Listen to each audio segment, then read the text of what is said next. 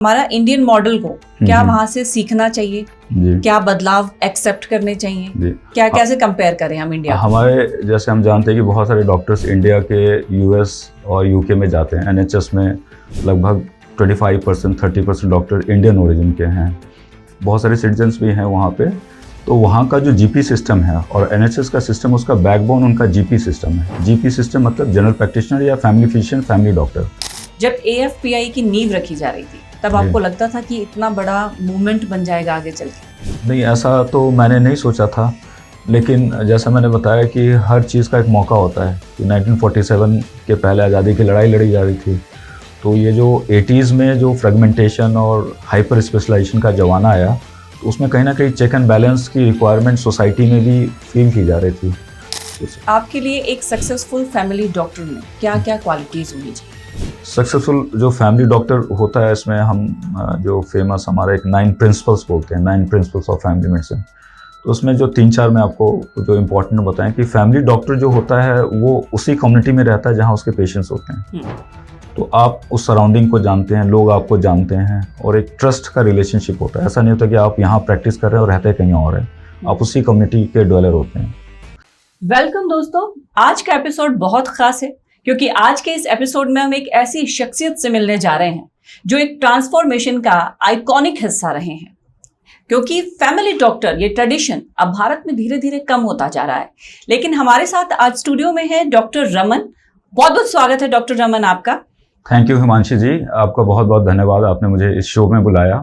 और family physicians तो हमेशा ही हमारे सोसाइटी के पार्ट रहे, लेकिन अब उनका इम्पोर्टेंस बढ़ते जा रहा है। इसके बारे में मैं आपसे चर्चा करना चाहूँगा। बिल्कुल। और हेल्थ केयर ट्रांसफॉर्मेशन का अब दूसरा नाम बन चुके हैं डॉक्टर रमन, क्योंकि न केवल भारत बल्कि ग्लोबली इन्होंने बहुत सी ऐसे कदम उठाए हैं, बहुत से ऐसे स्टेप्स उठाए हैं जो एक बार फिर से भारत में फैमिली डॉक्टर, फैमिली मेडिसिन, इस ट्रेडिशन को एक बार फिर से जिंदा करने की कोशिश कर रहे हैं। तो चलिए डॉक्टर रमन से ही जानते हैं इसके बारे में और कहाँ से इन्होंने शुरुआत की, कहाँ से इन्हें प्रेरणा मिली, इनसे शुरुआत करते हैं। तो डॉक्टर रमन, मेरा पहला सवाल आपसे यही है कि ये इंस्पिरेशन आपको कहाँ से मिली? क्या सिस्टम ने सपोर्ट किया, ये लड़ना पड़ा? जी, इसके पहले कि मैं ये बताऊं कि मैं फैमिली डॉक्टर, फैमिली फिजिशियन कैसे बना और कैसे मैंने सोचा, मैं बैकग्राउंड में बताऊं कि मेरे फादर एयरफोर्स में थे और मैंने अपनी पढ़ाई एयरफोर्स स्कूल, सेंट्रल स्कूल से की। तो जब हम क्लास 6 या 7 में थे तब हमारे हिंदी टीचर ने एक प्ले कराया था, तो उसमें उन्होंने मुझे एक डॉक्टर का रोल दिया। तो उसमें जब मैंने उसको बोला, तब से मेरे जहन में, दिमाग में था कहीं ना कहीं कि ये मुझे कुछ फिजिशियन, डॉक्टर, ऐसी चीज़ लाइफ में करनी चाहिए और करनी है। और बाद में जब मुझे करियर चॉइस लेने का मौका मिला, तब हमारे छोटे से शहर में बहुत सारे फेमस फिजिशियंस, डॉक्टर्स होते हैं। जैसे छोटे शहर में होता है 2-3-4 ऐसे डॉक्टर्स होते हैं जो बहुत फेमस होते हैं। तो मेरे मन में वही एस्पिरेशन था कि मैं अपने शहर का सबसे बड़ा डॉक्टर बनूं, नामी डॉक्टर बनूं। इसी एस्पिरेशन के साथ मैंने एमबीबीएस में एडमिशन लिया था। तो वहाँ से शुरू करके और बाद में जब हमने एमबीबीएस कर लिया, तब हमें रियलाइज़ हुआ कि नहीं, अब तो ये ज़माना बदल गया है। अब तो स्पेशलिस्ट, सुपर स्पेशलिस्ट, बड़े बड़े सुपर स्पेशलिस्ट अस्पतालों का ज़माना है। और शहरों में जैसा हम मेट्रोपॉलिटन सिटीज़ में देखते हैं कि सब जगह, मतलब जितने भी इवन टायर 2 सिटीज़ में बड़े स्पेशलिटी हॉस्पिटल्स खुल रहे हैं और सुपर स्पेशलिस्ट के नाम से सारे डॉक्टर्स उसी कैरियर पाथवे को चुन रहे थे हमारे टाइम में भी। तो हमें ये लगा कि हमें भी उस फील्ड में आगे कोशिश करनी चाहिए कि हम भी स्पेशलाइजेशन के फील्ड में आगे जाएं।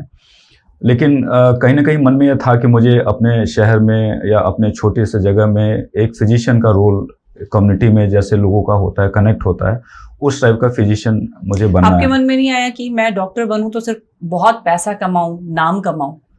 नहीं, पैसा नाम तो अगर आप देखें तो ये सबके दिमाग में होता है। ऐसा मैं कहूँ कि मैं पैसा ना कमाऊँ, सबकी ज़रूरतें होती हैं फाइनेंशियल, लेकिन जो मेन था इसमें कि ये आप सेवा भी कर सकते हैं और पैसा भी कमा सकते हैं, मिशन लेके चलें और उसमें सोसाइटी को डायरेक्टली बेनिफिट कर सकते हैं। इसमें कोई ऐसा नहीं कि आपको कोई जॉब करनी है, आप डायरेक्टली कम्युनिटी में लोगों के साथ उनको डायरेक्टली फ़ायदा पहुंचा सकते हैं और उनके साथ काम कर सकते हैं। उनके हेल्थ केयर के बारे में सिंपल एडवाइजेस भी लाइफ के लोगों में चेंजेस ला देते हैं। तो ये मुझे बड़ा अपीलिंग लगता था अपने जब मैंने करियर चॉइस किया। कहाँ से आप? आप किस जगह से आए और आप आज एनसीआर में इतना बड़ा नाम बन चुके, ग्लोबली आप इतना बड़ा नाम बन चुके, तो उस जर्नी की शुरुआत कैसे हुई वो हमारे दर्शकों को बताएं। वैसे ओरिजिनली तो बिहार में एक छोटा शहर है छपरा, वहाँ से हूँ मैं। वहाँ से मैंने हाई स्कूल किया। उसके पहले मैं अपने फादर, जहाँ हमारी पोस्टिंग होती थी वहाँ पे मैंने डिफरेंट स्कूल्स में पढ़ाई की, बट हाई स्कूल मैंने बिहार से ही किया और इंटरमीडिएट भी वहीं से किया। और उसके बाद फिर मैंने झारखंड में अभी गवर्नमेंट मेडिकल कॉलेज धनबाद से MBBS किया और पोस्ट ग्रेजुएशन करने के लिए मैं दिल्ली आया। और उसके बाद से मैं काफ़ी टाइम से दिल्ली में हूँ, पोस्ट ग्रेजुएशन किया। फिर मैंने दीनदयाल उपाध्याय हॉस्पिटल है यहाँ पे NCR में, बहुत बड़ा हॉस्पिटल है। सिस्टम ने सपोर्ट किया था शुरू में या लड़ना पड़ा सिस्टम से? नहीं, ये मुश्किल है। अगर आप देखें तो इंडिया का जो मेडिकल एजुकेशन सिस्टम है वैसे तो बहुत बड़ा है, वर्ल्ड का लार्जेस्ट है। हम इस पर प्राइड भी लेते हैं, हम कहते हैं कि बेस्ट मेडिकल डॉक्टर्स हमारे हैं जो UK US में काम करते हैं। लेकिन इंडिया की जो पॉपुलेशन है वो 1.5 बिलियन है, दुनिया में सबसे ज़्यादा। चाइना को हमने पार कर लिया है और अभी भी इंडिया में प्रेसिंग पब्लिक हेल्थ नीड्स हैं। अगर आप शहरों से थोड़ा सा बाहर चले जाएं तो मेडिकल फैसिलिटीज़ की कमी है। और पैराडॉक्सिकली आप देखें तो डॉक्टर्स का सारे प्रोफेशंस में है, लेकिन डॉक्टर्स में कोई आपने कभी नहीं सुना होगा कि एम्स से या किसी भी कोर्स से किसी का कैंपस इंटरव्यू होता हो या किसी को करोड़ों रुपए का पैकेज मिलता हो जो IIT IIM में होता है। मेडिकल फील्ड में कभी नहीं ये सुना जाता है, कहा जाता है। तो ये कहना कि आप डॉक्टर बन गए या कहीं से भी आपने कोई पोस्ट ग्रेजुएशन बड़ी क्वालिफिकेशन कर ली तो आपकी लाइफ बिल्कुल सीधी है सबके लिए, तो ये ऐसा नहीं है। इसमें आपको फिर से आपको अपने करियर को बनाना पड़ता है। और अभी जो सिस्टम लाइफ टाइम प्रोसेस है, ये हमेशा ग्रो करना है। बिल्कुल हाँ। उसमें अभी जो ट्रेंड था हमारे टाइम में भी और पहले से अब तो ज़्यादा हो गया कि डॉक्टर ज़्यादा से ज़्यादा अब हॉस्पिटल्स में काम कर रहे हैं, एम्प्लॉयड हैं। जैसे सब फील्ड्स में है, इवन लॉयर्स भी अब कॉर्पोरेट लॉयर्स बन गए हैं, एम्प्लॉयड हैं।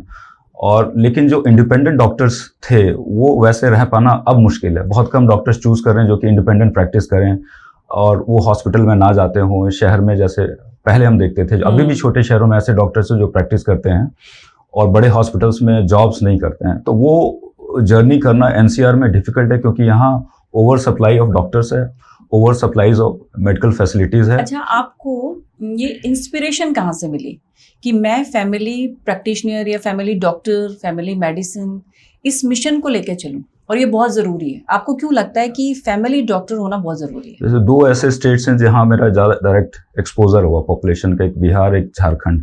दोनों जगह एक तो आदिवासी डोमिनेंट है, झारखंड में आप जानते हैं, बिहार में भी प्रिडोमिनेंट रूरल है। One of the most rural. तो और टफ रहा होगा जब आपने शुरू किया। उस समय रोड्स भी नहीं थे और समय मतलब कि बिजली लाइट ये सब समस्याएं भी थी, मेडिकल फैसिलिटीज तो बहुत दूर की बात है। तो वो जो लोगों की ज़रूरतें थी वो हमेशा वो रहा हमारे माइंड में कि हम वहाँ से आते हैं, अगर हमें ये मौका मिला है एक डॉक्टर बन के तो हम सोसाइटी के लिए क्या बेनिफिट और बेनिफिशियल कर सकते हैं। और ब्रीफली थोड़ा सा टाइम मुझे JNU में गुजारने का मौका मिला। एक पब्लिक हेल्थ कोर्स था जिसमें मैं एक सेमेस्टर के लिए था वहाँ पे हॉस्टल में। तो वहाँ मुझे पता चला कि पॉलिटिकल थिंकिंग कैसे होती है, एडमिनिस्ट्रेटिव रिफॉर्म्स कैसे होते हैं, पॉलिसी मेकिंग कैसे होती है, इसका एक्सपोजर हुआ, एक्टिविज्म क्या होता है।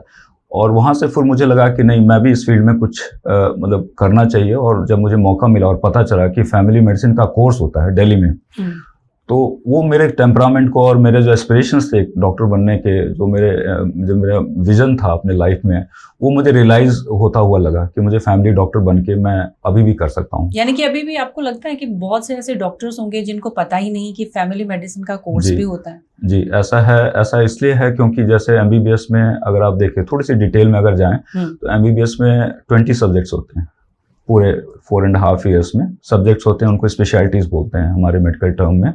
और उन स्पेशलिटीज़ में आप सारे जैसे सुनते होंगे, obs gynae for example, orthopaedics, paediatrics, internal medicine, eye, ENT, ये सारे सब्जेक्ट पढ़ाए जाते हैं। उनके एग्जाम्स होते हैं, उनके टीचर्स होते हैं, प्रोफेसर्स होते हैं। लेकिन MBBS के कोर्स में फैमिली मेडिसिन मेंशन नहीं है। ये एज्यूम किया जाता है कि बाय डिफ़ॉल्ट एक MBBS डॉक्टर फैमिली फिजिशियन बन जाएगा, लेकिन ना उनकी पढ़ाई में कोई कंपोनेंट है, ना ही उनका कोई टीचर कोई फैमिली फिजिशियन है, ना ही उनको कोई एक्सपोजर है कि वो किसी फैमिली प्रैक्टिस या फैमिली फिजिशियन के क्लिनिक पे जाके उसको एक्सपोजर को लें और समझें कि इस प्रैक्टिस को कैसे किया जाता है या इसका क्या इंपॉर्टेंस है। और जो उनके रोल मॉडल्स है लार्जली स्पेशलिस्ट डॉक्टर्स हैं, क्योंकि वही उनके टीचर्स हैं। तो ये थोड़ा सा पैराडॉक्सिकल है कि हम एक्सपेक्ट तो करते हैं कि MBBS डॉक्टर, आप सुनते भी होंगे कि गाँव में नहीं जाते हैं, डॉक्टर्स की बहुत कमी है या वो शहरों में रहना चाहते हैं, लेकिन उसके लिए जो पढ़ाई होनी चाहिए वो हमारी largely tertiary care hospital based है। बाय रूल्स ही ऐसा ही है कि 500 बेड का मेडिकल कॉलेज हॉस्पिटल होना चाहिए, तो 500 बेड का हॉस्पिटल तो शहर में ही होगा। गांव में छोटे जो डिस्ट्रिक्ट हॉस्पिटल्स होते हैं, सब डिवीजन के हॉस्पिटल्स होते हैं, उसमें तो पढ़ाई होती नहीं है, लेकिन ऐसा विदेशों में नहीं है। हमने अपने एक कॉन्फ्रेंस में यही मैं सवाल करना चाह रही थी कि अगर हम क्योंकि ग्लोबली आप जा चुके हैं और जी। देख चुके हैं, वहाँ का हमारा इंडियन मॉडल को क्या वहाँ से सीखना चाहिए, जी क्या बदलाव एक्सेप्ट करने चाहिए, जी क्या कैसे कंपेयर करें हम इंडिया को? हमारे जैसे हम जानते हैं कि बहुत सारे डॉक्टर्स इंडिया के यूएस और यूके में जाते हैं। एनएचएस में लगभग 25% 30% डॉक्टर इंडियन ओरिजिन के हैं, बहुत सारे सिटीजन्स भी हैं वहाँ पे। तो वहाँ का जो जीपी सिस्टम है और एनएचएस का सिस्टम, उसका बैकबोन उनका जीपी सिस्टम है। जीपी सिस्टम मतलब जनरल प्रैक्टिशनर या फैमिली फिजिशियन, फैमिली डॉक्टर। वहाँ पे उनका पूरा सिस्टम स्ट्रक्चर्ड है और उसको उन्होंने ना केवल मतलब कि अपने हेल्थ केयर डिलीवरी में इंटीग्रेट किया हुआ है, बल्कि ऑल्सो जो उनका मेडिकल एजुकेशन सिस्टम है उसमें भी वो मेन स्ट्रीम्ड है। मेन स्ट्रीम्ड है इसका मतलब ये है कि जनरल प्रैक्टिस की पढ़ाई होती है, वो एक स्पेशलिटी है। मैं आपको एग्जांपल दूं कि हमने ऑक्सफोर्ड यूनिवर्सिटी से एक प्रोफेसर को इनवाइट किया था, प्रोफेसर डेविड बैंड को, अपनी कॉन्फ्रेंस में। तो वो यहाँ पे आए, उन्होंने लेक्चर दिया, काफ़ी उनको लाइक किया और वहाँ पे वो प्रोफेसर हैं, रिनाउंड है, मतलब प्रोफेसर एमरेटस हैं अभी। और वो कहाँ काम करते हैं? वो प्राइमरी हेल्थ सेंटर में काम करते हैं वहाँ पे। हमारे देश में जो प्राइमरी हेल्थ सेंटर में डॉक्टर काम करते हैं वो कभी भी टीचर्स ही नहीं बन सकते हैं बाय डिफॉल्ट, क्योंकि रेगुलेशंस ऐसे हैं कि आपको मेडिकल कॉलेज हॉस्पिटल का 3 साल का या 5 साल का एक्सपीरियंस होना चाहिए, तब आप अच्छा, आपको लगता है गवर्नमेंट पॉलिसी में भी कुछ बदलाव होना चाहिए? ये जो चैलेंजेस आप बता रहे हैं, जी, ये चैलेंजेस तब ज़्यादा थे 10 साल पहले जब हमने इस मूवमेंट को शुरू किया। जो हमारा ऑर्गेनाइजेशन है academy of family physicians of India, उस समय तो बिल्कुल जो हमारे रेगुलेटर्स है, मेडिकल काउंसिल ऑफ इंडिया, जिसको रिफॉर्म करके अब नेशनल मेडिकल कमीशन बनाया गया, उसमें रेजिस्टेंस था, क्योंकि वो सारे स्पेशलिस्ट वहाँ पे थे। कोई भी वहाँ पे फैमिली फिजिशियन बाय डिफ़ॉल्ट भी नहीं हो सकता है, क्योंकि आप मेडिकल टीचर ही नहीं बन सकते, तो मेडिकल कमीशन में कैसे जाएंगे? तो वहाँ पे एक रेजिस्टेंस था और वहाँ पे ये था कि जो इंडिया के सिस्टम है, कोई रेफरल सिस्टम नहीं है यहाँ पे। आपको अगर सर दर्द है तो आप न्यूरोलॉजिस्ट के पास जाएं, ये ट्रेंड है। आपको पेट दर्द है तो आप गैस्ट्रो के पास जाएं, आपको थोड़ा सा भी फुंसी हो गई तो आप स्किन स्पेशलिस्ट के साथ पास जाएं।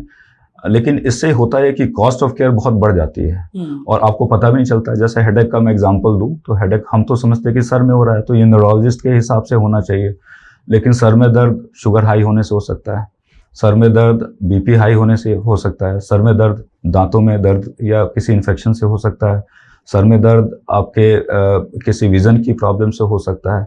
तो ये सब अलग अलग स्पेशलिटी से हो, लेकिन इन जनरल ले पर्सन के हिसाब से तो लगेगा कि न्यूरोलॉजिस्ट को दिखाएं। जब न्यूरोलॉजिस्ट के पास जाते हैं तो आप एमआरआई कराते हैं, फिर पता चलता है कि नहीं, ये तो आपका शुगर हाई था या बीपी हाई था। तो इस टाइप की कंफ्यूजिंग सिचुएशन है जिसमें अनफिल्टर्ड पेशेंट्स जो टर्शियरी केयर हॉस्पिटल्स में जाते हैं, और जो हमारे यहाँ समस्या है कि भीड़ भाड़ बहुत होती है। एम्स का देख लें, सफदरजंग हॉस्पिटल को दिल्ली में देख लें, कितनी भीड़ होती है। इसका कारण ये है कि जो प्राइमरी केयर फैसिलिटीज़ हैं, कम्युनिटी बेस्ड जो डिस्पेंसरीज हैं, जो छोटे हॉस्पिटल्स हैं, वो डिसफंक्शनल हैं, उनको लोग यूटिलाइज नहीं करते हैं। और छोटे डॉक्टर्स जो शहरों में बैठते हैं, वहाँ से भी लोग छोटी बीमारियों के लिए बड़े मेडिकल कॉलेज हॉस्पिटल में दिखाना चाहते हैं। इवन यहाँ तक कि अपने सांसद और मंत्रियों के भी सिफारिश के लेटर लेके जाते हैं कि एम्स में हमें दिखा दें। हम दिल्ली में रहते हो तो बिहार से लोग आते हैं कि हमें एम्स में आप दिखवा दें। जब हम देखते हैं कि क्या प्रॉब्लम है तो छोटी सी प्रॉब्लम होती है कि बीपी बढ़ा हुआ है, लेकिन उसको वो अपनी प्रॉब्लम को इस तरह से समझते हैं कि वो बड़ी जगह में दिखाया जाना चाहिए, मेदांता में दिखाना चाहिए या किसी बड़े हॉस्पिटल में गंगाराम में दिखाना चाहिए। ऐसी एक जन भावना बन गई है, ऐसा एक ट्रेंड बन गया। अच्छा, आपको क्या लगता है पीछे की वजह क्या है कि ये जो कल्चर है फैमिली डॉक्टर, ये धीरे धीरे गायब क्यों हुआ? हमें पहले ऐसा लगता था कि ये एक शायद अपने आप ही हो गया, अपने आप हो गया कि सोसाइटी बढ़ गई, साइंस आगे बढ़ गया और मतलब चीज़ें बहुत डेवलप हो गई, इवॉल्व हो गई। आप देखिए बड़ी बड़ी मशीनें, MRI, CT scan, robotic surgeries, Lasik surgeries, बहुत सारे ऐसी नए टेक्नोलॉजीज आ गए हैं। 50s के बाद, सेकेंड वर्ल्ड वॉर के बाद ग्लोबली एक इसमें पूरे साइंस में विस्फोटक इसमें चेंजेस आए हैं। तो हमें ऐसा लगता था शायद ये ओल्ड ट्रेडिशन हो गया या इस पे अब कौन फैमिली फिजिशियन के पास जाता है। लेकिन फिर भी आप देखें कि एक जो पर्सनलाइज्ड केयर की जहाँ बात होती है और जो हॉस्पिटल में केयर की बात होती है, तो अब जहाँ पे आपको सुई की ज़रूरत है वहाँ पे आप टैंक नहीं चला सकते हैं। तो आप डिस्प्रोपोर्शनेट मिसमैच, अगर आप फैसिलिटी में जाएंगे तो आपका इलाज सही होगा ऐसा ज़रूरी नहीं है।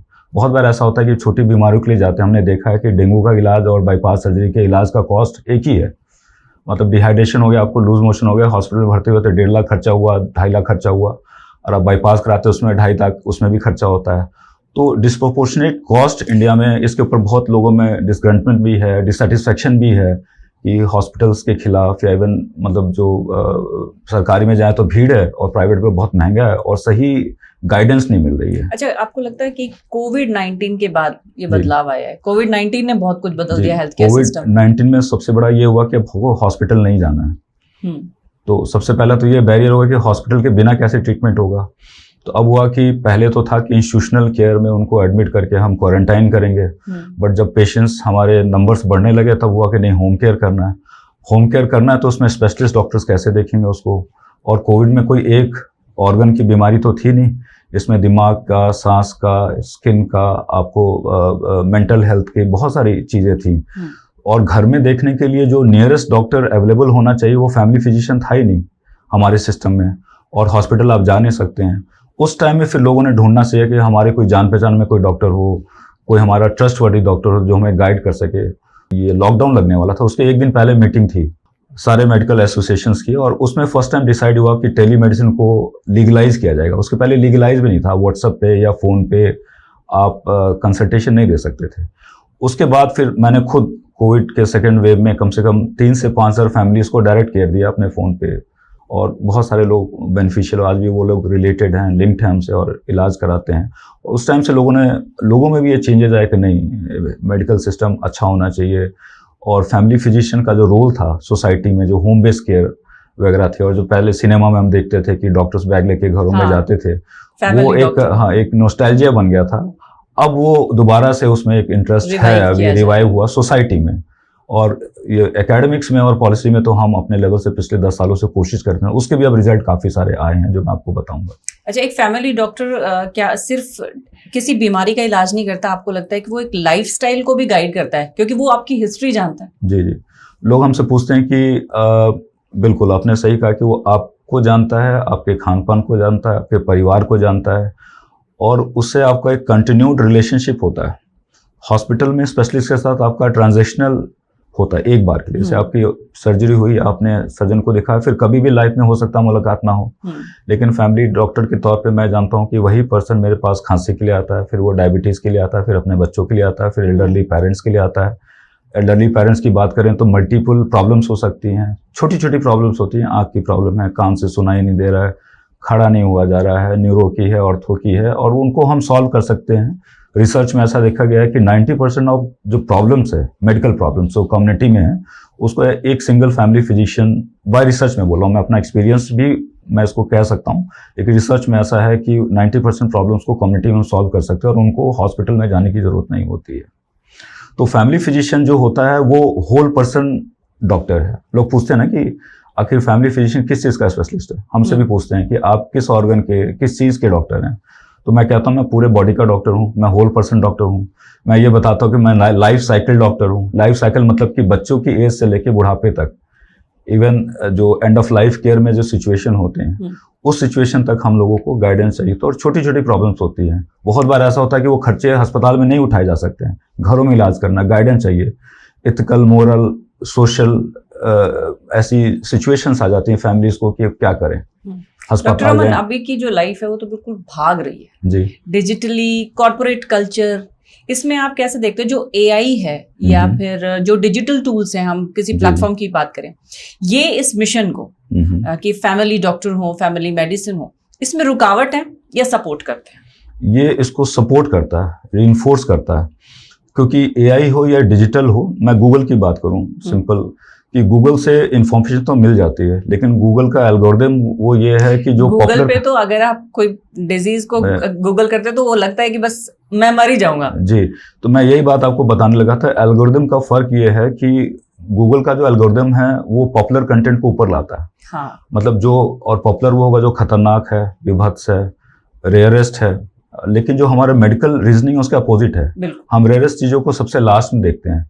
तो लोगों को चेस्ट पेन होता है, यहाँ पे दर्द हो रहा है, अभी जैसे कोई घटना हो जाती है, कोई सेलिब्रिटी की डेथ हो गई, अभी शेफाली जरीवाला उनकी डेथ हो गई, तो बहुत सारी फीमेल्स आती हैं मुझे यहाँ पेन हो रहा है, वहाँ पेन हो रहा है, लेकिन हम देख के बता सकते हैं कि उनको हार्ट की प्रॉब्लम नहीं है। मैं आउटराइट बता देता हूँ कि आपको कोई किसी चेकअप की भी जरूरत नहीं है। तो एआई से बता रहे हैं लोग, और ऐसा हो भी रहा है कि बहुत सारी जो मेडिकल के जो सर्विसेज हैं वो उसमें डॉक्टर्स ऑब्सोलीट हो जाएंगे। फॉर एग्जांपल अब एमआरआई की मशीन इतनी एक्यूरेट हो जाएंगे कि उसमें फिर किसी इंटरप्रिटेशन की जरूरत नहीं होगी, उसका कोई रिपोर्टिंग की जरूरत नहीं होगी।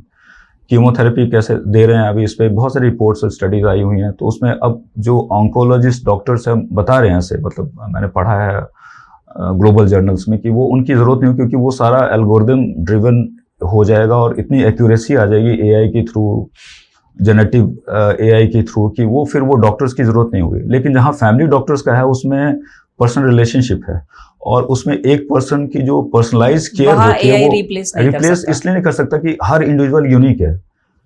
बुखार हुआ है लेकिन किस पर्सन को हुआ है, किस एज में हुआ है, किसने किस दिन आया हुआ है। तो कहने को तो ये बुखार बहुत आसान है कि बुखार है तो ठीक हो जाएगा, लेकिन वो 5वें दिन आया, पहले दिन आया, दूसरे दिन आया, उस पर्सन को उस बुखार से कितना डिस्कम्फर्ट है, बुखार कितना तेज है, बुखार किस वजह से हुआ है। तो इतनी चीज़ों को एल्गोरिदम के थ्रू सॉल्व करके सेफ, मतलब हम अपने ऑडियंस को ये बता दें कि अगर कुछ भी आपको सिम्टम्स हैं वो गूगल ना करें, गूगल वो डॉक्टर से कांटेक्ट बिल्कुल करें। बिल्कुल, जैसे हम लोग या आमतौर पे ऐसे बोला जाता है कि डॉक्टर गूगल के थ्रू है, अगर आपने किया है तो बहुत बार लोग इससे परेशान होकर फिर हमारे पास आते हैं, क्योंकि वो डर जाते हैं कि पता नहीं क्या हो गया, कोई यूरिक एसिड बढ़ गया, किसी का कुछ ऐसा रिपोर्ट में आ गया कि मेरा तो एसजीपीटी बढ़ गया। हाँ।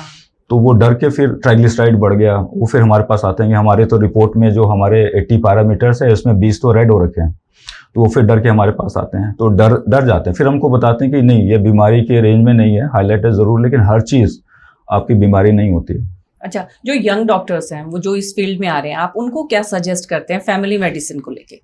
देखिए, अब जो ज़माना है किसी भी फील्ड में, आप देखिए कि अब सर्विस और जॉब वाला ज़माना नहीं है। हर फील्ड में ट्रांसफॉर्मेटिव चेंजेस हो रहे हैं। एआई का आपने बताया एग्जांपल है, इवन जो आईटी इंजीनियर्स थे जिसके ऊपर हमारा पूरे कंट्री का सर्विस इंडस्ट्री टिका हुआ था, वहाँ भी अब चैलेंजेस है कि जो वो कर रहे थे वो तो एआई कर रहा है। तो मेडिकल फील्ड में भी पहले से ही सर्विस ड्रिवन जो सेक्टर है उसमें कोई एम्प्लॉयमेंट या जॉब्स नहीं है। आप कभी नहीं सुनते होंगे, जैसे मैंने बताया कि किसी को 5 करोड़ की सैलरी मिल गई, या एम से किसी ने कोई एमडी, डीएम या एमसीएच कुछ कर लिया तो उसको कोई 5 लाख की भी सैलरी मिल गई। ऐसा नहीं होता है। तो अब जो इंडिया में सबसे ज़्यादा मेडिकल ग्रेजुएट्स बन रहे हैं, 1 लाख से ज़्यादा साल के बनते हैं, 700 से ज़्यादा मेडिकल कॉलेजेस हैं। इतने ही नंबर्स में इंडियन स्टूडेंट्स बाहर जाते हैं, फिलीपींस में, चाइना में, अभी आपने देखा ईरान से रेस्क्यू करके लाया गया बच्चों को मेडिकल में, फिर यूक्रेन वॉर में वहाँ से, रशिया से बहुत सारे बच्चे वापस आए। तो 1 लाख के करीब बाहर बच्चे पढ़ाई करते हैं। तो ये लोग वापस आके, या सारे बच्चे अल्टीमेटली, ये हॉस्पिटल्स में इतनी एम्प्लॉयमेंट है नहीं। इसके लिए आपको ज़रूरी है कि आप कम्युनिटी में जाएं जहां हमारी पॉपुलेशन है, 1.5 करोड़ की आबादी है, उनके प्रेसिंग पब्लिक हेल्थ नीड्स हैं, उनको बीमारियां हैं, हाई मॉर्बिडिटी है, तो वहाँ पे अपॉर्चुनिटीज़ है। तो उसमें फैमिली प्रैक्टिस करना आसान है, आपको किसी हॉस्पिटल के ऊपर, किसी बड़े इन्वेस्टमेंट के ऊपर डिपेंड होने की ज़रूरत नहीं है, और ईजी है और रिस्पेक्ट भी है। फैमिली मेडिसिन का कोई सक्सेसफुल मॉडल आपने बाहर देखा है जो भारत में एक्सेप्ट किया जाना चाहिए, जो अभी नहीं आया है? बाहर में तो जो सबसे ज़्यादा नाम होता है वो यूके का एनएचएस सिस्टम है, उसमें भी कुछ प्रो एंड कॉन्स है। लेकिन ये ज़रूरी है, जैसे इंडिया में हम बात करें आयुष्मान भारत में, तो अभी जैसे 5 लाख का इंश्योरेंस है, लेकिन उसमें शर्त यह है कि हॉस्पिटलाइजेशन कवर्ड है, उसमें आउट पेशेंट कवरेज नहीं है। उसमें होता है कि जैसे बहुत सारे जो बड़े प्रोसीजर्स होते हैं, एक्सपेंसिव प्रोसीजर्स होते हैं, वो हॉस्पिटल्स में हो जाते हैं। अगर आप समझे कि पूरे 1.5 करोड़ आबादी को वो कवर दे दिया जाए तो उसका कॉस्ट ऑफ केयर कितना ज़्यादा होगा। अगर उसमें कोई गेट कीपिंग नहीं हो, कोई स्क्रीनिंग नहीं हो, और हर मरीज हॉस्पिटल में ही जाके बड़ा इलाज कराए, और चीज़ों को पहले एस्केलेट होने से ना रोका जाए। जिसको ब्लड प्रेशर ठीक कर लिया गया, शुगर ठीक कर लिया गया, उसको किडनी फेलियर क्यों होगा, उसको डायलिसिस की ज़रूरत क्यों होगी, उसको स्ट्रोक क्यों होगा, उसको हार्ट अटैक क्यों होगा। तो स्क्रीनिंग करना ज़रूरी है। और इस चीज़ के लिए जैसे बाहर की कंट्रीज़ में, सारे वेस्टर्न यूरोपियन कंट्रीज़ में ऐसा है कि फैमिली फिजिशियंस को पहले दिखाते हैं, उसके बाद रेफरल के बाद ही आप हॉस्पिटल या स्पेशलिस्ट को एक्सेस कर सकते हैं। अच्छा, जो ये बदलाव है इसमें प्राइवेट हॉस्पिटल्स का क्या रोल आप मानते हैं? प्राइवेट हॉस्पिटल्स ने भी ये रियलाइज़ किया है। जैसे मैं क्योंकि मैं एसोसिएटेड रहा हूँ इस इनिशिएटिव से, अपोलो हॉस्पिटल्स तो इंडिया में जैसे पायनियर है हॉस्पिटल केयर में, लेकिन इन्होंने अब कम्युनिटी बेस्ड क्लिनिक्स स्टार्ट किए हैं, बहुत सारे फैमिली फिजिशियंस को रिक्रूट किया है। अपोलो जो फार्मेसीज हैं उसके साथ इन्होंने डॉक्टर्स को एसोसिएट करना शुरू किया है, और उसमें भी जैसे आप अपोलो फार्मेसी से ऑर्डर करें तो उसमें आपको डॉक्टर की एडवाइस, कंसल्टेशन ऑनलाइन, ये सब चीज़ें अवेलेबल हैं। तो वो जो डॉक्टर्स होते हैं वो फैमिली फिजिशियंस ही होते हैं। तो उनको भी ये है कि अब हमें कम्युनिटी में हॉस्पिटल के बाहर फैसिलिटीज़ डेवलप करनी है, जो कि फैमिली मेडिसिन ट्रेन्ड पर्सन या फैमिली फिजिशियन जो एक्सपीरियंस है उनको एम्प्लॉय करके उनके थ्रू कम्युनिटी को सर्विस करें, और जिन लोगों को ज़रूरत हो उन्हीं को हॉस्पिटल्स में हम देखें। सबको ज़रूरी नहीं कि हॉस्पिटल बुला के हम ओपीडी में या एडमिट करके इलाज करें। जो इस तरह के प्लेटफॉर्म है जैसे डॉक24 हो गया, प्रैक्टो है, ये इस जो प्लेटफॉर्म है ये आपका जो मिशन है फैमिली प्रैक्टिशनर को एक बार फिर से ट्रेडिशन में लाने का, मेन स्ट्रीम में लाने का, ये हेल्प करता है? ये हेल्प करते हैं, इसलिए हेल्प करते हैं क्योंकि जो फैमिली फिजिशियन का जो प्रैक्टिस है उसमें ज़्यादातर चीज़ें हिस्ट्री टेकिंग और डायग्नोसिस हमारे बातचीत से हो जाती है। तो टेली कंसल्टेशन में आप बिल्कुल एग्जामिन तो नहीं कर सकते। अगर आपको स्पेशलिस्ट आपको कान के अंदर देखना है, एक्यूरेसी कितनी होती है, कितना परसेंट में मैं परसेंटेज में अगर देखा जाए तो फैमिली फिजिशियन की प्रैक्टिस में तो 95% मैं बोल सकता हूँ कि डायग्नोसिस आप बात से और हिस्ट्री टेकिंग से कर सकते हैं। स्पेशलिस्ट कंसल्टेशन में आपको बहुत सारे इक्विपमेंट चाहिए होते हैं, बहुत सारे फैसिलिटीज चाहिए होती है जिसमें आपको डायग्नोसिस इंश्योर करना होता है। लेकिन मेजॉरिटी ऑफ प्रॉब्लम जो फैमिली फिजिशियंस के कॉन्टेक्स्ट में होती है उसको हम डायग्नोस कर सकते हैं। जो ग्लोबल बॉडीज है खासतौर से जैसे WHO है, वो इस मिशन में कितना हेल्प करती हैं, उनके किस तरह के गाइडलाइंस हैं? WHO का जो मिशन है जिसके अकॉर्डिंग ही जो यूनिवर्सल हेल्थ कवरेज की बात हो रही है पूरी दुनिया में। यूनिवर्सल हेल्थ कवरेज मतलब कि किसी को भी हेल्थ केयर एक्सेस के लिए डायरेक्टली पे करने का बर्डन ना हो, और उसका जो फाइनेंशियल बर्डन या फिर उसकी रिस्पॉन्सिबिलिटी वो सरकारों के ऊपर हो। और ये WHO का मेन एजेंडा है अभी के टाइम में अगर हम देखें तो। और उसी के तहत इंडिया में भी आयुष्मान भारत एक यूनिवर्सल हेल्थ कवरेज का प्रोजेक्ट है, और उसमें फैमिली मेडिसिन, फैमिली फिजिशियन की जरूरत है क्योंकि स्क्रीनिंग करनी पड़ेगी आपको। कम्युनिटी हेल्थ वर्कर्स और फैमिली डॉक्टर, ये दोनों मिलकर इस सिस्टम को मजबूत कर सकते हैं? जी, ये टीम है। जो फैमिली डॉक्टर की हम बात करते हैं तो जैसे हॉस्पिटल में भी टीम होती है, टेक्नीशियंस होते हैं, नर्सेज होते हैं, पैरामेडिकल स्टाफ होता है, तो उनके बिना कोई डॉक्टर अकेले आइसोलेशन में काम नहीं कर सकता। और कम्युनिटी में तो ये और भी चैलेंजिंग है कि अकेले केवल आपके करने से नहीं होगा। तो उसमें जो कम्युनिटी हेल्थ वर्कर्स हैं, और गवर्नमेंट के सेक्टर में जैसे हमारे पास 10 लाख आशा वर्कर्स हैं, जो स्मॉल सेंटर्स, सब सेंटर जिनको हम बोलते हैं, वहाँ पे तो डॉक्टर्स भी नहीं होते हैं। तो वहाँ पे अब डिजिटली और टेक्नोलॉजी इनेबल्ड सर्विसेज गवर्नमेंट भी कर रही है, और प्राइवेटली भी इसको एज ए टीम हम इसको लें तो ये बेस्ट इसका आउटकम होगा, और इसमें ऑप्टिमल रिजल्ट्स मिलेंगे public health point of view से। आपके लिए एक सक्सेसफुल फैमिली डॉक्टर में क्या क्या क्वालिटीज होनी चाहिए? सक्सेसफुल जो फैमिली डॉक्टर होता है, इसमें हम जो फेमस हमारा एक 9 प्रिंसिपल्स बोलते हैं, 9 प्रिंसिपल्स ऑफ फैमिली मेडिसिन। तो उसमें जो 3-4 मैं आपको जो इम्पोर्टेंट बताएं कि फैमिली डॉक्टर जो होता है वो उसी कम्युनिटी में रहता है जहाँ उसके पेशेंट्स होते हैं। तो आप उस सराउंडिंग को जानते हैं, लोग आपको जानते हैं, और एक ट्रस्ट का रिलेशनशिप होता है। ऐसा नहीं होता कि आप यहाँ प्रैक्टिस कर रहे हैं और रहते कहीं और है, आप उसी कम्युनिटी के ड्वेलर होते हैं। दूसरा होता है कि पर्सनलाइज केयर उन देने की जो इंटरपर्सनल स्किल्स उनकी होती हैं, और जो रिलेशनशिप होता है उनके पेशेंट्स के साथ, वो हॉस्पिटल वाले जो कम्युनिकेशन होते हैं वो अलग होते हैं। क्योंकि हॉस्पिटल में होता है कि आप कंसेंट दें, साइन करें, लीगैलिटीज होती है। यहाँ पे एक सोशल रिलेशनशिप होता है। पेशेंट ज़्यादा एम्पावर्ड होता है कंसल्टेशन में, वो आपके सामने बैठा होता है और वो डिसाइड कर सकता है कि उसको क्या करना है, क्योंकि कोई बड़ी इमरजेंसी चैलेंज तो है नहीं। तो मोस्टली कन्वर्सेशंस होती हैं जिसमें पेशेंट जब कन्विंस होते हैं तो वो इलाज को ऑप्ट करते हैं। तो इंटरपर्सनल स्किल्स और पर्सनलाइज केयर जो होता है वो फैमिली डॉक्टर्स के कॉन्टेक्स्ट में बेहतर होता है। फैमिली डॉक्टर जो होता है वो होल पर्सन केयर देता है। होल पर्सन केयर मतलब कि बॉडी का कोई पार्ट हो, जो कॉमन प्रॉब्लम्स है उसके बारे में उसको नॉलेज होनी चाहिए। तो उसके लिए कॉम्पिटेंसीज जो होनी चाहिए वो आनी चाहिए। हमारा जो टेम्परामेंट हो उसके वो एक जो हम बोलते हैं कि जनरलिस्ट होना चाहिए। जैसे आप जर्नलिस्ट हैं या जजेस हमारे, तो वो ये जजेस ऐसा नहीं होता कि हम इस केस को सुनेंगे, इस केस को नहीं सुनेंगे। वो तो कोई लीगल केस आएगा, किसी भी डोमेन से आएगा तो सुनेंगे। आप जर्नलिस्ट हैं, कोई भी एक्सपर्ट होगा, किसी भी डोमेन की न्यूज़ होगी, कोई भी ऐसी बात होगी तो उसके ऊपर आप बात कर लेंगे। तो आपका जो वो जर्नलिस्ट है, आप स्पेशलाइज जर्नलिज्म होता होगा, लेकिन एक जर्नलिस्ट का होता है जो डोमेन होता है। मैं बता रहा हूँ, जैसे IAS ऑफिसर है, वो किसी भी फील्ड में, गन्ना विभाग में भेज दें, फिर कृषि विभाग में भेज दें, फिर शिक्षा में भेज दें, तो जर्नलिस्ट होता है। तो हर सिस्टम में स्पेशलिस्ट की जरूरत होती है। जहाँ बात होती है स्पेशलिस्ट भी चाहिए होते हैं, लेकिन जर्नलिस्ट की भी जरूरत होती है, उतनी बराबर होता है।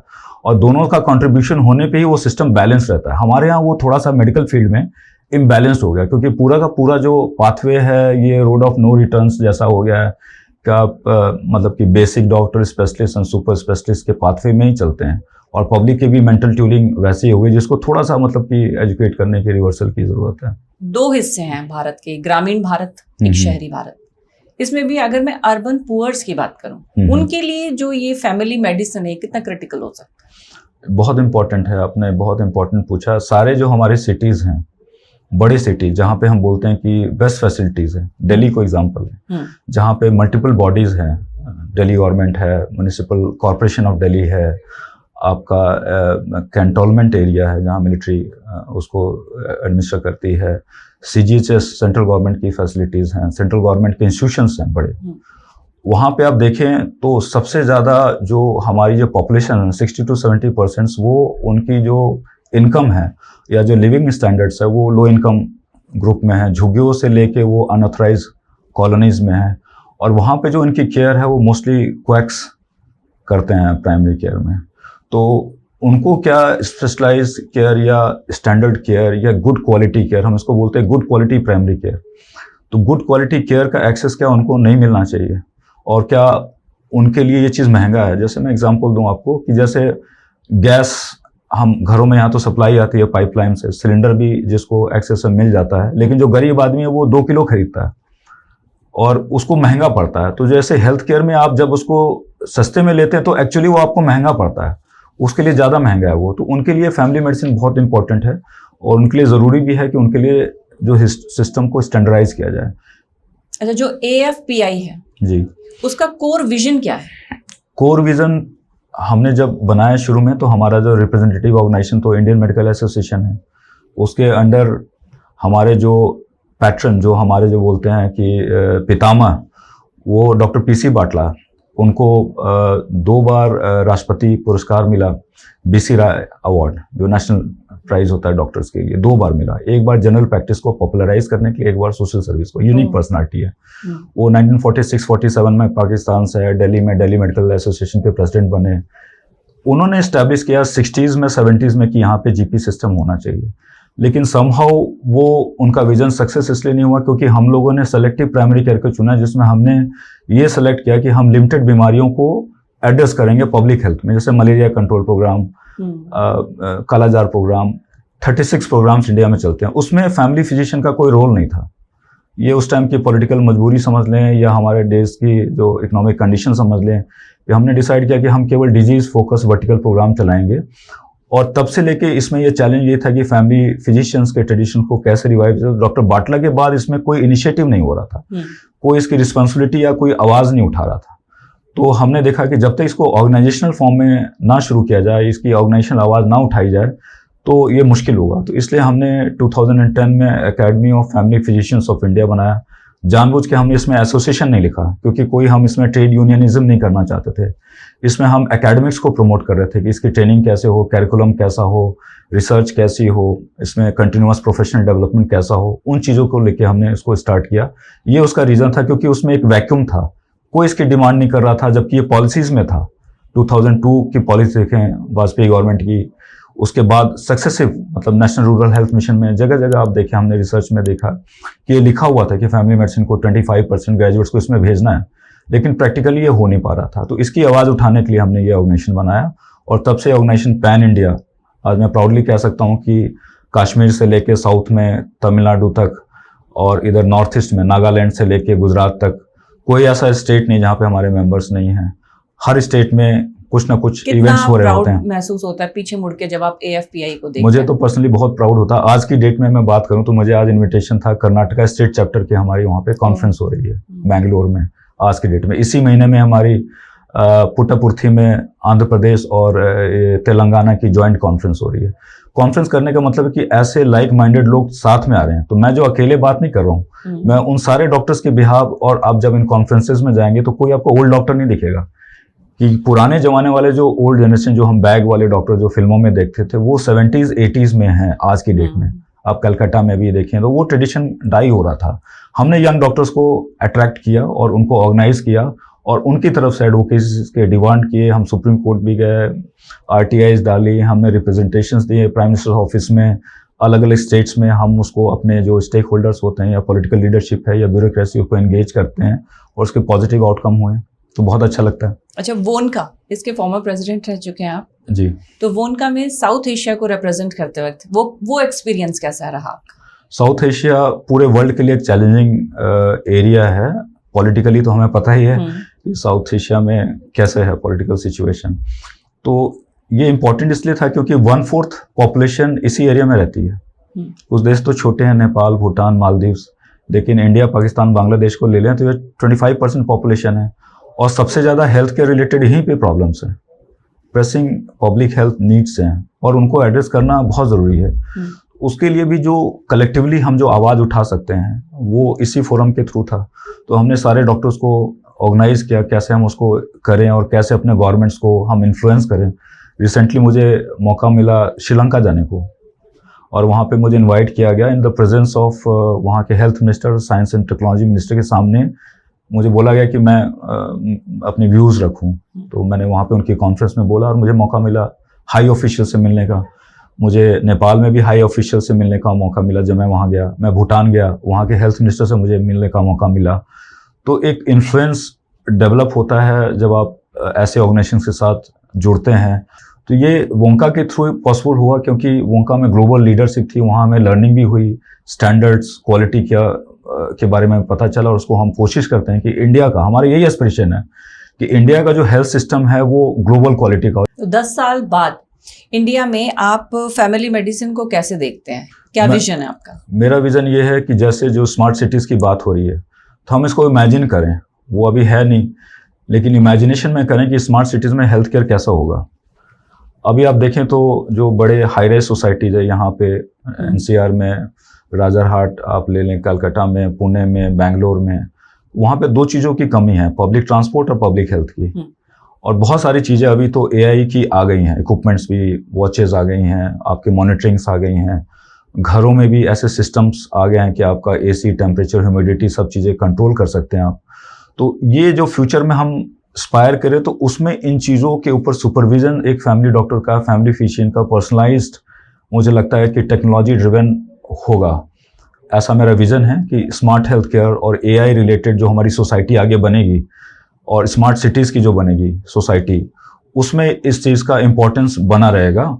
और रूरल इंडिया में भी जो डेवलपमेंट अभी हुए हैं, जैसे रोड्स का आप देखिए, ट्रांसपोर्टिंग चेंजेस हुए हैं, इंफ्रास्ट्रक्चर के चेंजेस हो रहे हैं, तो ये सब जो इकोनॉमिक डेवलपमेंट होंगे तो उसमें फैमिली मेडिसिन, फैमिली डॉक्टर्स का इंपॉर्टेंस बनेगा, क्योंकि पर्सनल कोच के बिना तो स्पोर्ट्स पर्सन भी नहीं होते हैं।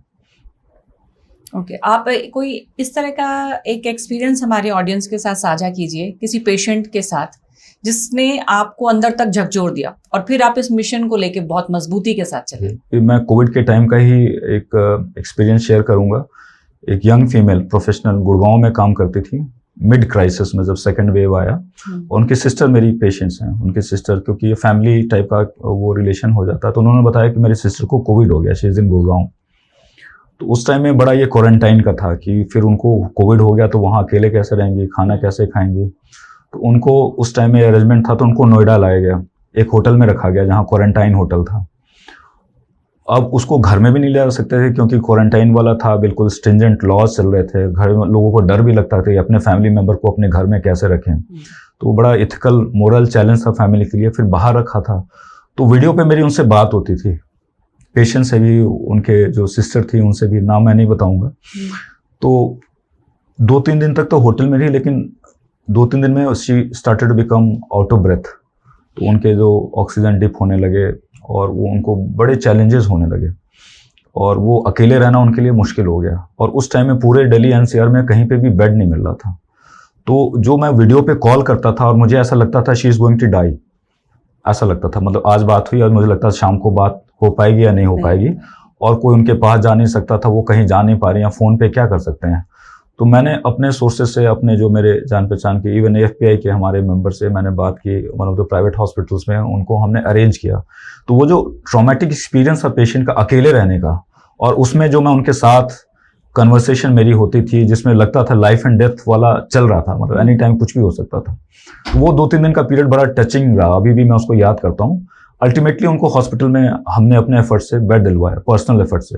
जब उनको बेड मिल गया तो she remained in hospital for 1 month, 1 महीने तक रही, वेंटिलेटर पे रही, और ग्रेजुअली उनको 3 से 4 महीने लगे खड़े होने में, इवन बाथरूम जाने में। और अभी बाद में उनकी फैमिली कुछ यूके में है, कुछ इंडिया में है, गुड़गांव में है, नोएडा में है, वो सब लोग आए मुझे इनविटेशन देने उनकी शादी का। तो उनकी अभी शादी हो गई, अभी भी वो गुड़गांव में अच्छे कॉर्पोरेट पोजीशन में काम करती हैं, सी सर्वाइव्ड। तो एक सर्वाइवल का एक तो एग्जाम्पल भी है, लेकिन एज ए फैमिली फिजिशियन मैंने उनके जर्नी में, मैं उनके साथ था। डॉक्टर के नाते आपको हमेशा याद रहा कि वो एक यंग पर्सन को हम बचा पाए। अगर वो पर्सनल इंटरवेंशन नहीं होता या हमारे साथ उनकी बात नहीं हो रही होती तो क्या पता क्या होता। ट्रस्ट ही था डॉक्टर रमन, उनकी सिस्टर का, कि डॉक्टर रमन को हम ट्रस्ट कर सकते हैं। अपने फैमिली मेंबर को आप घर में नहीं रख पा रहे हैं, बिल्कुल, लेकिन एक डॉक्टर पे भरोसा है कि वो मेरी बहन का ध्यान रखेगा। बहुत बार ऐसा होता है कि लोग ये बात करने हमें आते हैं कि हमें आप पे भरोसा है, या हम वो अस्पतालों में भी जाते हैं, जब उनको कोई कहता है कि आपको सर्जरी करानी है तो हमारे पास वो डबल चेक करने आते हैं कि डॉक्टर साहब ये ऐसा ऐसा बता रहे हैं। इवन इमरजेंसीज में जाते हैं तो हमें ECG भेजते हैं व्हाट्सएप पे, डॉक्टर साहब ये ऐसे ऐसे है, हॉस्पिटल में बता रहे हैं कि कुछ प्रॉब्लम है तो क्या करें हम। सेकेंड ओपिनियन हमेशा हमारे पास वो ट्रस्ट के पर्पज से आते हैं, और नॉट नेसेसरी कि कंसल्टेशन होता है, सिंपल चीज़ें होती हैं जिसमें उनको गाइडेंस चाहिए होती है कि हमारे फादर को ऐसा हो गया, क्रेटिनिन बढ़ गया, किडनी फेल हो रही है, डॉक्टर ने बोला डायलिसिस करना है, कि हम डायलिसिस कराएं या ना कराएं। तो ऐसे डिसीजन में भी लोग हम हमें मतलब साथ में रखते हैं और पूछते हैं, और हम जब राय देते हैं तो कराते हैं। यही दरअसल मरीज सेकंड ओपिनियन के लिए जाता ही तब है जब उसे अपने पहले डॉक्टर पे थोड़ा डाउट होता है उसको। अभी तो अविश्वास का माहौल ज्यादा हो गया है। ये सवाल भी है मेरा कि पहले जो डॉक्टर और पेशेंट का रिलेशनशिप था, जो ट्रस्ट था, क्या उसमें आपको लगता है कि जिस तरह का फ्रेगमेंटेड अब हेल्थ केयर सिस्टम हो गया है, उसमें वो ट्रस्ट पीछे रह गया है कहीं? बिल्कुल, बहुत कम रहा। आपने सही वर्ड का इस्तेमाल किया, जो हमने अभी तक अपने कन्वर्सेशन में नहीं लिया था, वो फ्रेगमेंटेड हेल्थ केयर है। तो जो हमारा अप्रोच इन हॉस्पिटल वो फ्रेगमेंटेड डिपार्टमेंट्स में बटा हुआ है। अगर आपको कोई प्रॉब्लम को खुद ही नहीं पता कि कहाँ पे किसको दिखाएं, तो फ्रेगमेंटेड हेल्थ केयर होने की वजह से और स्पेशलाइज केयर होने की वजह से, और ट्रांजैक्शनल केयर है, मतलब एक बार आपको कांटेक्ट होता है फिर दोबारा कभी उस डॉक्टर से मुलाकात नहीं होगी। अब सरकारी अस्पताल में जाएं, एक बार आप गए, दूसरी बार वो डॉक्टर नहीं मिलेगा आपको, तो आपका कंटिन्यूड रिलेशनशिप बिल्डअप नहीं होता है।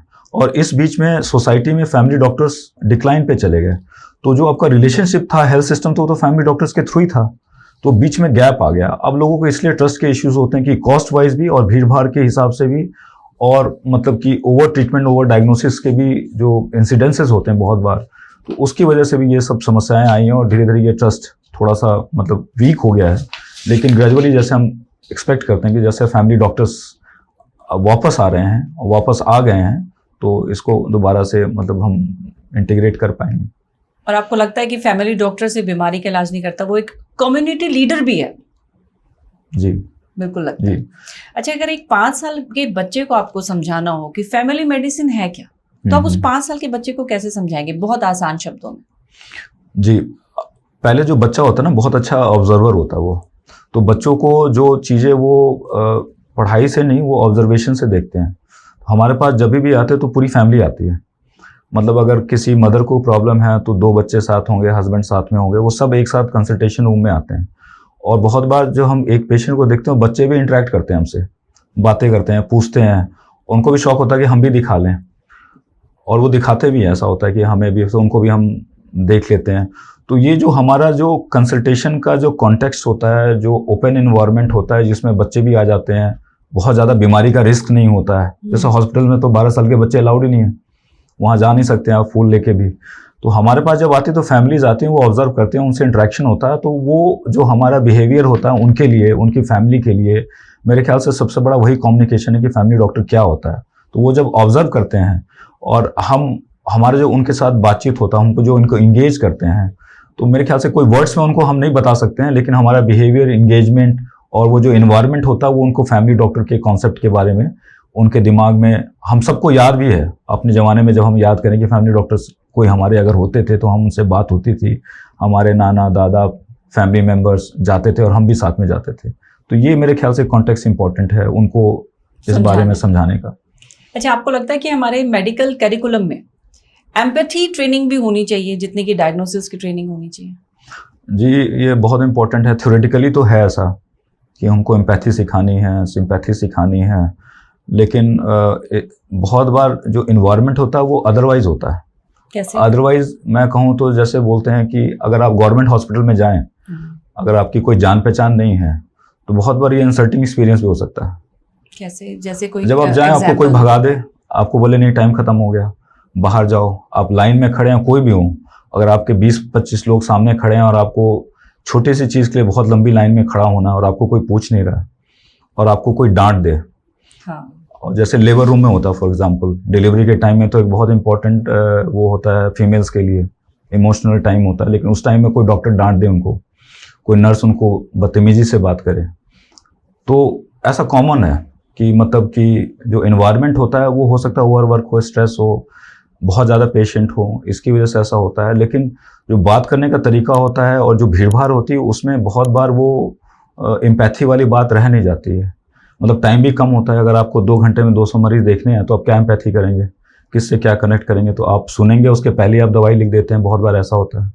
तो वो एम्पैथी इन्वायरमेंट के ऊपर डिपेंड करता है, रोल मॉडलिंग के ऊपर होता है, करिकुलम से ज़्यादा आपके जो एक बोलते हैं हिडन करिकुलम, हिडन करिकुलम में क्या होता है कि हिडन करिकुलम में है कि उससे दुर्व्यवहार हो जाता है, नज़र आता है, तो हम सीखते हैं, और करिकुलम में लिखा कि नहीं अच्छा व्यवहार करना है।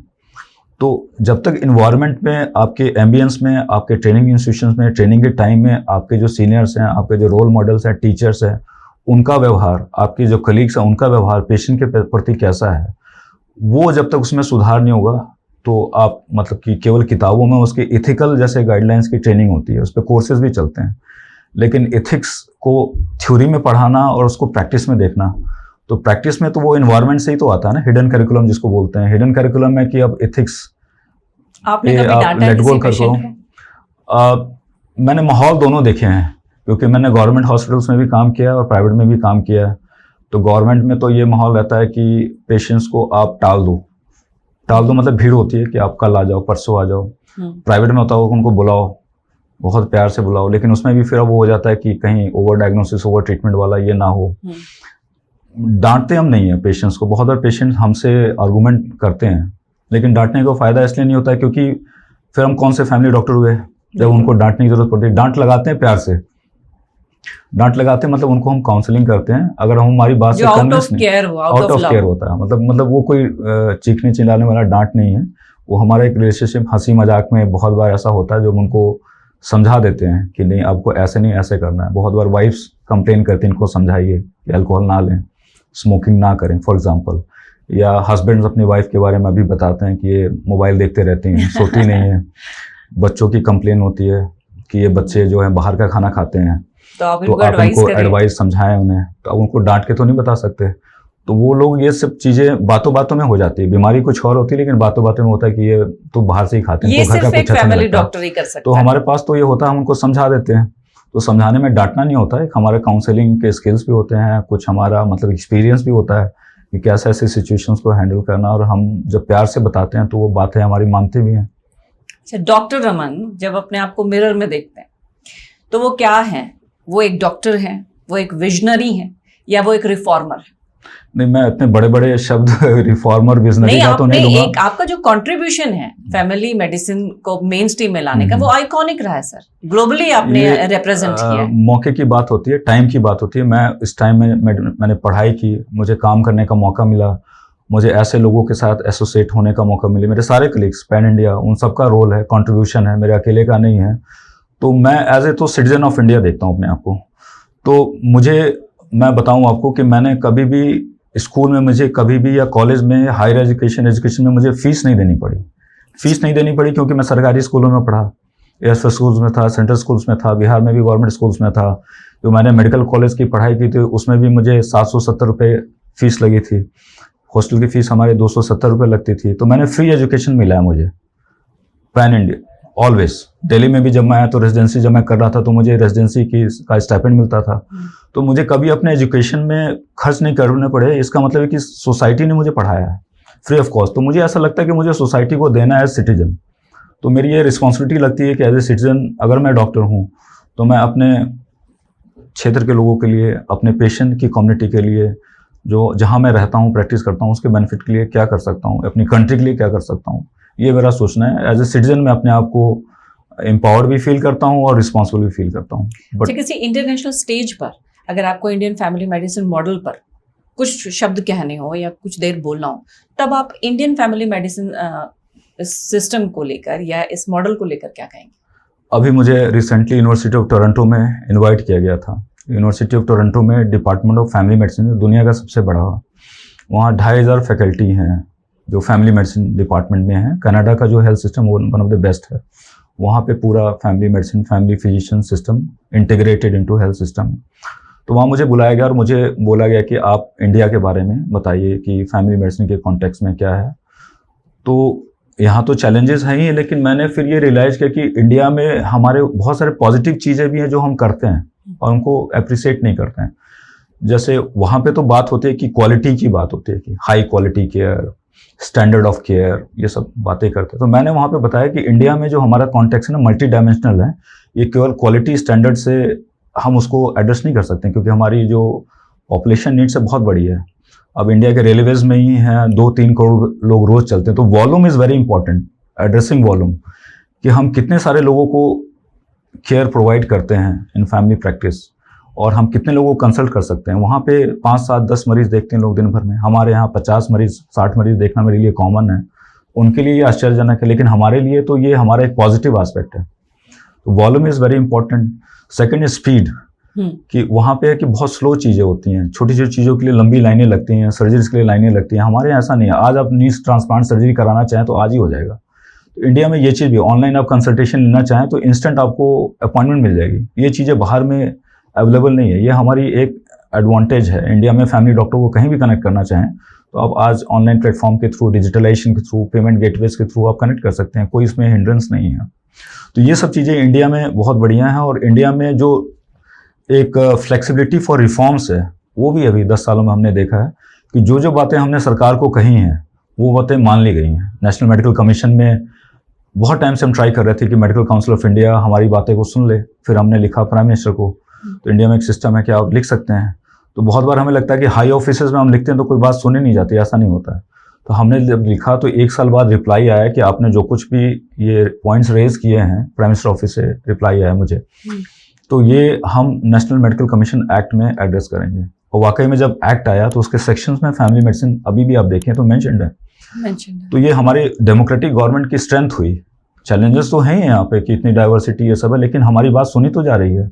मैंने एक बार हेल्थ सेक्रेटरी को लेटर लिखा, तो हम एक्सपेक्ट नहीं करते हैं कि कोई हमारे को जवाब देगा। मतलब इंडिया में कॉमनली ऐसा सोचते हैं कि MP सेक्रेटरी और गवर्नमेंट ऑफ इंडिया किसकी सुनती होगी। 3-4 दिन बाद मुझे कॉल आ गई मिनिस्ट्री से कि आप आइए, आप क्या कहना चाहते हैं। तो मुझे हमारे टाइम में जब जिनसे हमारी बात होती थी, सेक्रेटरी हेल्थ थे मिस्टर देसी राजू, तो उन्होंने उनसे बात हुई। वो ग्रैंडसन ऑफ प्रेसिडेंट राधाकृष्णन। तो उन्होंने बुलाया और उन्होंने सारी बात सुनी और उन्होंने सपोर्ट किया। हमारे कॉन्फ्रेंसेस को में आए वो हेल्थ मिनिस्टर भी, जिनको हमने अप्रोच किया वो आए, वो हेल्थ सेक्रेटरीज को जिन्होंने अप्रोच किया वो आए, वो यूपी गवर्नमेंट ने भी जो हमने इनिशिएटिव्स के लिए शुरू किया। फॉर एग्जांपल फैमिली मेडिसिन के डॉक्टर्स को कोई जॉब नहीं थी सरकारी सिस्टम में, कोई गजट में ही नहीं था कि ये कोई हो सकता है। तो यूपी गवर्नमेंट फर्स्ट गवर्नमेंट है जिसने फैमिली मेडिसिन को as a specialist community health centre में रिक्रूट किया है। तो ये हमारे इनिशिएटिव से हुआ। एम्स में फैमिली मेडिसिन पढ़ाई नहीं होती थी दिल्ली में, तो हमने प्राइम मिनिस्टर ऑफिस में लिखा कि आप कम से कम सेंट्रल गवर्नमेंट के इंस्टीट्यूशंस में तो करें। तो वो नीति आयोग गया, नीति आयोग से मीटिंग हुई और आज के डेट में मैं प्राउडली बता रहा हूँ आपको कि कम से कम 6 मेडिकल कॉलेजेस हैं एम्स वाले, ऋषिकेश, जोधपुर, भोपाल, ऐसे और 3 हैं जहाँ पे MD फैमिली मेडिसिन की पढ़ाई शुरू हो गई।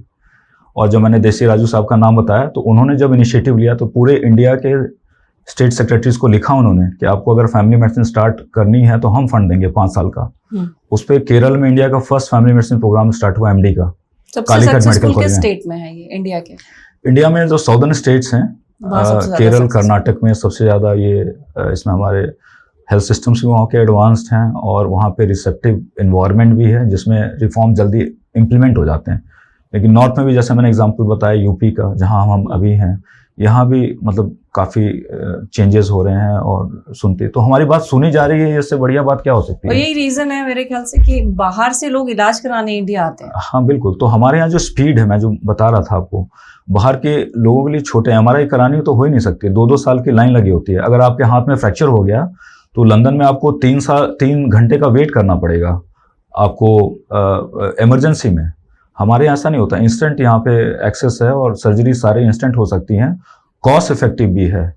एक सवाल मेरा ये भी है कि जिस तरह की आज की लाइफस्टाइल है उसमें, जैसे कि थोड़ी देर पहले हमने जिक्र किया कि फ्रेगमेंटेड हेल्थ केयर वर्ल्ड, इसमें रिलेशनशिप बेस्ड मेडिसिन लग्जरी है क्या? लग्जरी नहीं है, लेकिन ये अवेलेबल नहीं है। लग्जरी नहीं है तो नेसेसिटी है, क्योंकि आप जब कोई भी सर्विस होता है ना, तो सर्विस में आप किसी चीज़ में आप मतलब ये मैंने प्राइवेट में देखें तो कस्टमर केयर होता है। तो आप कोई भी ऐसा ड्यूरेबल कस्टमर केयर या किसी भी इंडस्ट्री में देखें, ऐसा नहीं कि कस्टमर बैंक हो, टेलीफोन हो, कस्टमर केयर नहीं है, लेकिन हेल्थ केयर में नहीं है। हेल्थ केयर में आपको एक्सेस करने के लिए जोर लगाना पड़ता है, आपको दोबारा से जाना पड़ता है, फिजिकली जाना पड़ता है, और रिलेशनशिप के लिए कोई डॉक्टर अपना फ़ोन नंबर देने को तैयार नहीं है और बात करने को तैयार नहीं है। तो ऐसा कौन सा इंडस्ट्री है जो कि अपने कस्टमर से, मैं कस्टमर नहीं, उनको तो पेशेंट हमारी कम्युनिटी फैमिलीज होती हैं, लेकिन मैं उसके कॉन्टेक्स्ट में समझाने की कोशिश कर रहा हूँ कि रिलेशनशिप एक ज़रूरी चीज़ है, चाहे कोई भी आप सर्विस दे रहे हो। और मैं डॉक्टर्स को भी बोलता हूँ कि आप पेशेंट से रिलेशनशिप, मेरे व्हाट्सएप में कम से कम 25,000 फैमिलीज के नंबर हैं, और वो लोग हम सोचते हैं कि शायद लोग परेशान करेंगे। बहुत बार ऐसा एक कॉमन परसेप्शन है अमंग डॉक्टर्स की, नहीं लोग तंग करते हैं या गलत टाइम पे फ़ोन, ऐसा नहीं करते हैं। लोग रिस्पॉन्सिबल है, समझते हैं, और जब उनको ज़रूरत होती है करेंगे, उनसे बात करेंगे तभी उनका इलाज हो पाएगा। एक आखिरी सवाल मेरा, जब AFPI की नींव रखी जा रही थी तब आपको लगता था कि इतना बड़ा मूवमेंट बन जाएगा आगे चल के? नहीं, ऐसा तो मैंने नहीं सोचा था, लेकिन जैसा मैंने बताया कि हर चीज़ का एक मौका होता है कि 1947 के पहले आज़ादी की लड़ाई लड़ी जा रही थी, तो ये जो 80s में जो फ्रेगमेंटेशन और हाइपर स्पेशलाइजेशन का जमाना आया, तो उसमें कहीं ना कहीं चेक एंड बैलेंस की रिक्वायरमेंट सोसाइटी में भी फील की जा रही थी। अमंग डॉक्टर्स भी है, पॉलिसी मेकर्स भी है, पॉलिटिशियंस भी हैं, सब लोग समझ रहे थे इस बात को कि ये मिसअलाइन हो रहा है। तो जब ये इस्टेब्लिश हुआ हमारा ऑर्गेनाइजेशन, और जब ये हमने बात करनी शुरू की, जब ये मूवमेंट बढ़ना शुरू हुआ, तो ऑटोमेटिक ये टाइम्ड हो गया, उससे सिंक्रोनाइज हो गया, और ये इवॉल्व हो गया, एक बड़ा मूवमेंट बन गया। जो ऑडियंस इस वक्त हमें सुन रहे हैं, चाहे वो हम इंडिया में बात करें या ग्लोबली, उनको आप जाते जाते क्या कहना चाहेंगे फैमिली डॉक्टर्स को लेकर? वो क्या कंट्रीब्यूट कर सकते हैं? लोगों में ये पब्लिक परसेप्शन ज़रूरी है कि फैमिली डॉक्टर इंपॉर्टेंट है। बहुत बार जो हम सेल्फ डायग्नोसिस करते हैं, सेल्फ हम केयर जो एक्सेस करते हैं, हम गलत कर सकते हैं। बिल्कुल। तो आपको उसमें अगर गाइडेंस मिल जाती है एक फैमिली डॉक्टर्स की, तो आप, जैसे GPS है, तो आप GPS के साथ गाड़ी चलाएं, या ऐसे भी जा सकते हैं, विदाउट मैप भी जा सकते हैं, तो आप खोज सकते हैं। हेल्थ सिस्टम बहुत कॉम्प्लेक्स है पूरे वर्ल्ड में, इंडिया में नहीं, पूरे वर्ल्ड में अलग अलग प्रॉब्लम्स, अलग अलग चैलेंजेस हैं। ऐसा नहीं कि डेवलप कंट्रीज हो वहाँ पे चैलेंजेस नहीं है, लेकिन इंडिया में ज़रूरी है कि आपको एक हेल्पिंग हैंड हो। जो फैमिली फिजिशियन का जो कोर है, उसको हम बोलते हैं कि फ्रेंड, फिलोसफर एंड गाइड। तो आपको एज ए फैमिली फिजिशियन आप फ्रेंड, फिलोसफर, गाइड अपना रख सकते हैं, पर्सनल कोच रख सकते हैं, और उनसे आप जानकारी लेके अपने और अपने फैमिली का इस चैलेंजिंग टाइम्स में मतलब ध्यान रख सकते हैं। बहुत ही सही शब्द आपने यूज किए, फ्रेंड, फिलोसोफर एंड गाइड। एक डॉक्टर का यही रोल है, और आज हमने जाना कि कितना जरूरी है फैमिली डॉक्टर का होना, क्योंकि वो आपकी फैमिली, आपकी हेल्थ हिस्ट्री को जानते हैं और आपको ज्यादा बेहतर सलाह दे सकते हैं। इसलिए मेन स्ट्रीम में इस ट्रेडिशन को वापस लाने के लिए डॉक्टर रमन ने बहुत ज्यादा कॉन्ट्रीब्यूट किया है, और ये समझाने की कोशिश की है कि वो आपको बेहतर तरीके से समझ सकते हैं। डॉक्टर रमन, बहुत बहुत शुक्रिया हमारे साथ आए, अपनी राय और बहुत सी नई बातें हमें जानने को मिली। Thank you so much. बहुत बहुत धन्यवाद आपका।